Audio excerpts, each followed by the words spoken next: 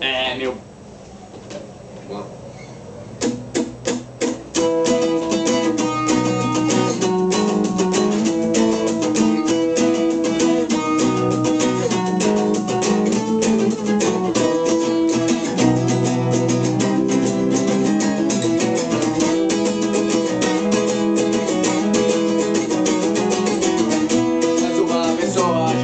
Nas ruas e você não percebeu.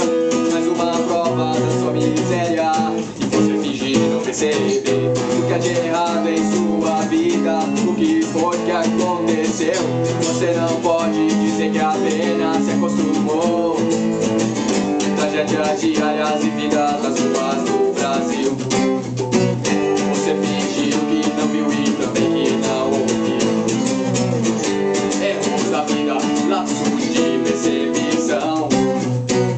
Diariamente você sequer estende a mão.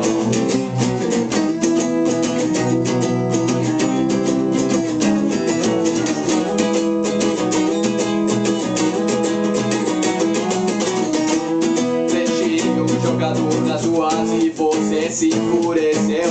Por onde é que você esteve todos estes anos? Por onde é que você andou? Esperando sentado que um dia tudo vai melhorar. Tragédias diárias e vidas das ruas do país.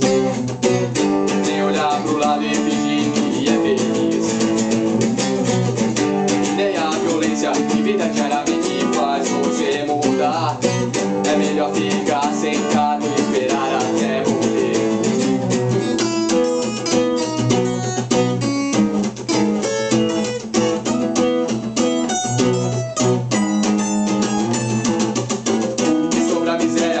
Televisão, e sobre o governo e o cidadão, e sobre nossas vidas, meu irmão, e sobre o Estado e a Constituição, e sobre tudo, diariamente.